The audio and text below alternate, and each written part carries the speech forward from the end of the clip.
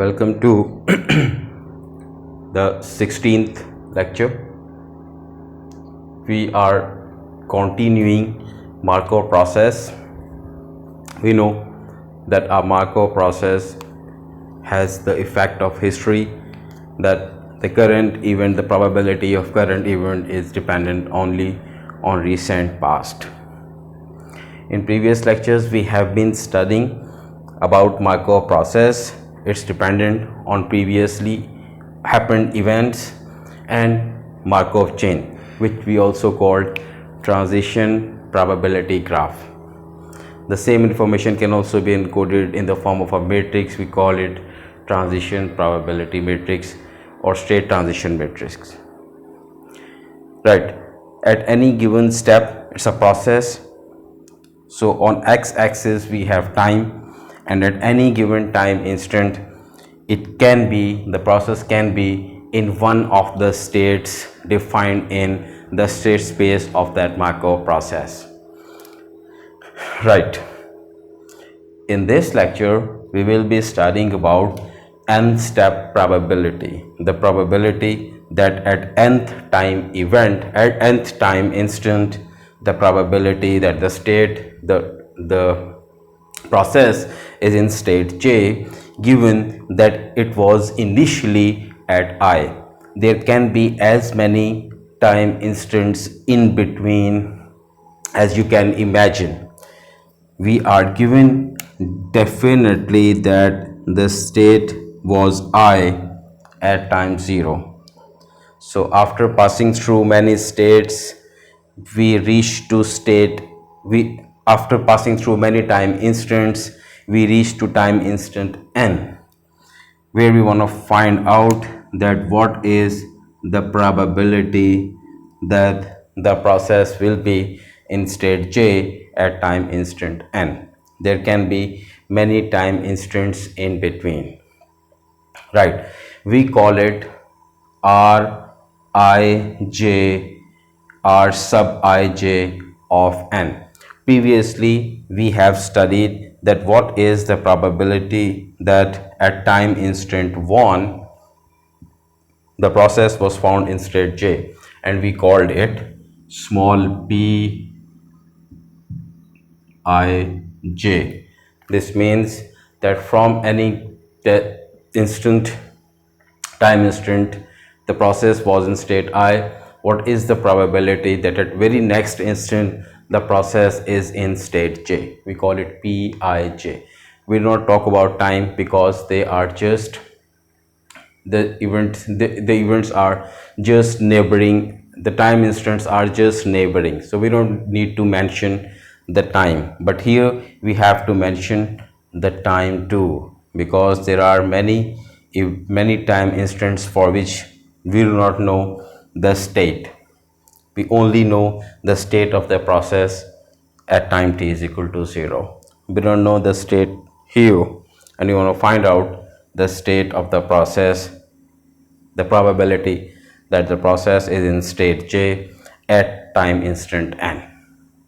Right, suppose we are working with a Markov chain or a state space for which we have m states and they are interconnected, and we have different values of conditional probabilities. We know that. So how would you find this probability Rij of n? So there are two mathematical techniques from probability theory and algorithms that help us. They are named as marginalization and recursion. Now we are going to see how these two techniques help us to find this probability.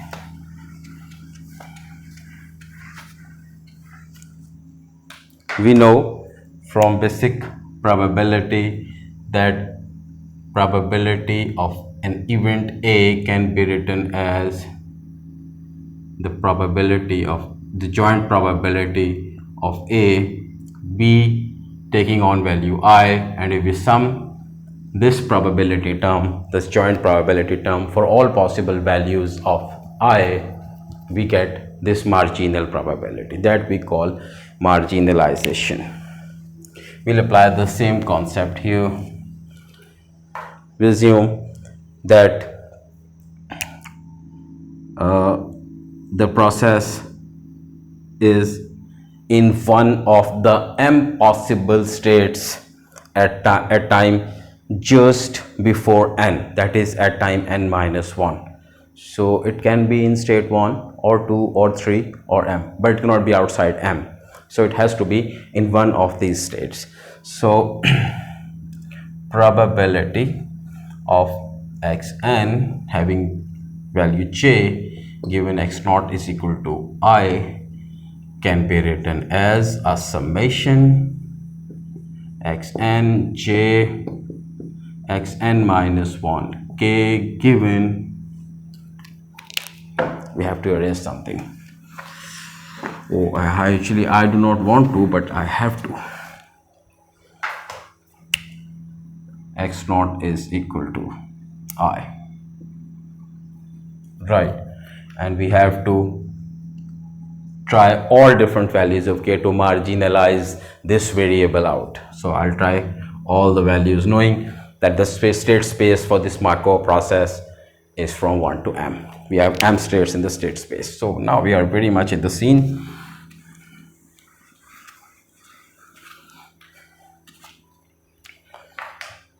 So now we can apply the product rule or the chain rule.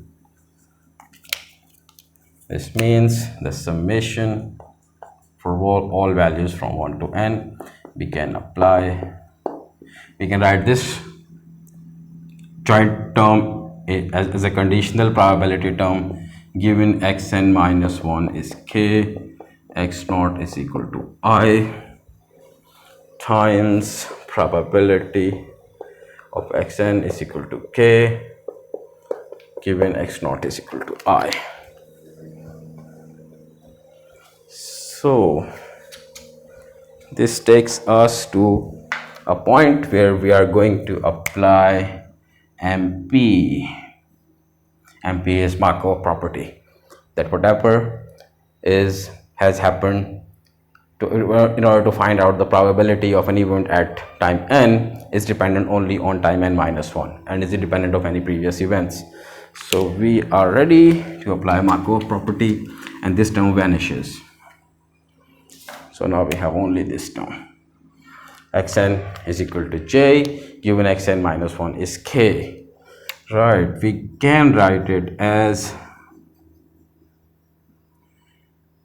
just want to find out the value, the probability that xn is j and 1 and it is given that the state at n minus 1 was k. So it is the same as we studied in last lecture.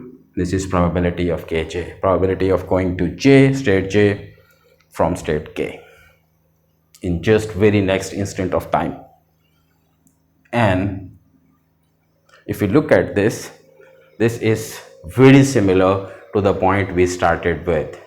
This point, this was r I j n.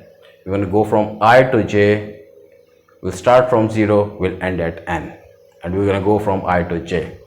So this term on the same line, this term can be written as that we want to find out this n step probability. We're going to go from I to k, we're going to go from I to k and from 0 to n minus 1.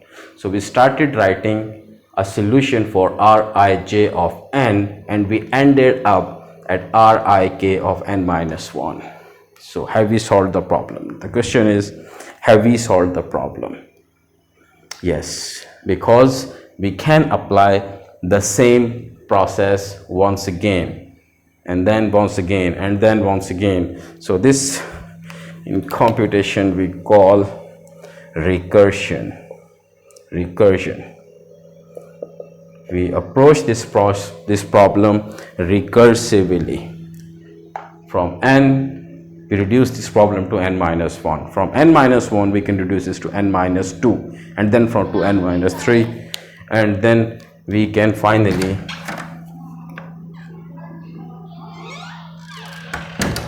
reach to the starting event k. So starting event 0. So this is how we can tackle it recursively. Now we are ready to solve an example.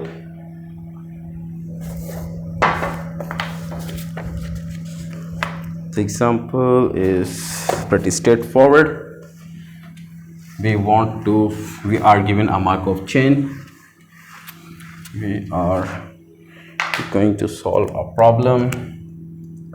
It's an example. An MC Markov chain or transition probability graph is given to be like this, having only two states. From state 1 to state 1, we remain at state 1 with probability 0.4 and move to state 2 with probability 0.6. And then we remain at state 2 with probability 0.5 and we go to state number 1 with probability 0.5.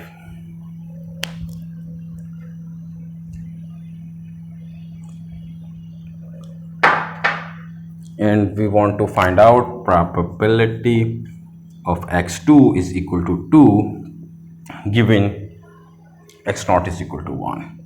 This means we are working with a process where time is proceeding like this: 0, 1, 2. At time t0, it's definitely in state 1. It's definitely there. The process is definitely in state number 1. We don't know whether it was in state number 1 or 2 at time instant 1, which we'll find out. But we want to know what is the probability that the process will be in state number 2 at time 2.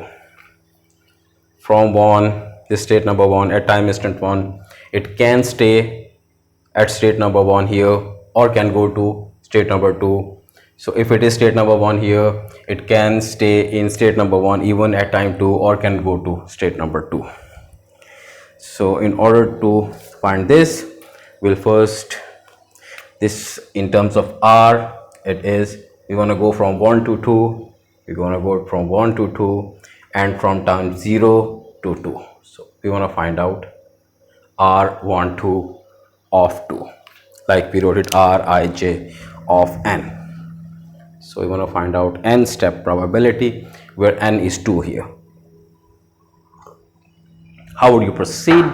It's pretty straightforward. First we'll marginalize and then we'll see whether we have to apply recursion or not. So marginalize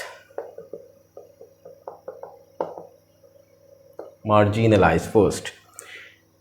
Probability of x2 is equal to 2 given x0 is equal to 1 can be written as a summation. Probability of x2 is equal to 2, x1 is equal to k given x0 is equal to 1, where this x1 can take on k, where k takes on all the values from the state space. Here we have only two states in the state space, so we'll write it from 1 to m is 2 here, so we'll write it 1 to 2, and then we can apply the product rule. Summation 1 to 2, x2 is equal to 2 given x1 is equal to k, x0 is equal to 1 times probability of x1 is equal to k given x0 is equal to 1. So here we'll apply MP Markov property, and this probability is independent of x0, so we can get rid of this term. So we are left only with these two terms: probability of x2 is equal to 2 given x1 is equal to k times probability of x1 is equal to k given x0 is equal to 0, and we have to apply this summation on k. How would you do that? It's quite simple. It's an undergrad question now. We'll try two different values of k, 1 and 2. put x2 is equal to 2 given x1 is equal to 1 times probability of x1 is equal to 1 given x0 is equal to 1, and then we have plus, and then we'll put 2 and we'll replace k with 2. Probability of x2 is equal to 2 given x1 is equal to 2 times probability of x1 is equal to 2 given x0 is equal to 1. So now these probabilities, how would you find these probabilities? Yes, we know these probabilities from the Markov chain. 1, 2, the Markov chain is 0.4, this is 0.6, 0.5, 0.5. So the probability from going 1 to 2 at the very next time instant from 1 to 2, this is 0.6. The probability of remaining at 1 is 0.4 plus the probability of going from 2 to 2 is 0.5, and from 1 to 2 is 0.4, 0.6. So the probability is 6 2s are 24, 0.24 plus 6 5s are 30.3. So the probability is 0.54. Right, that's all for this lecture. In our upcoming lectures, we'll keep on studying Markov processes. Thank you.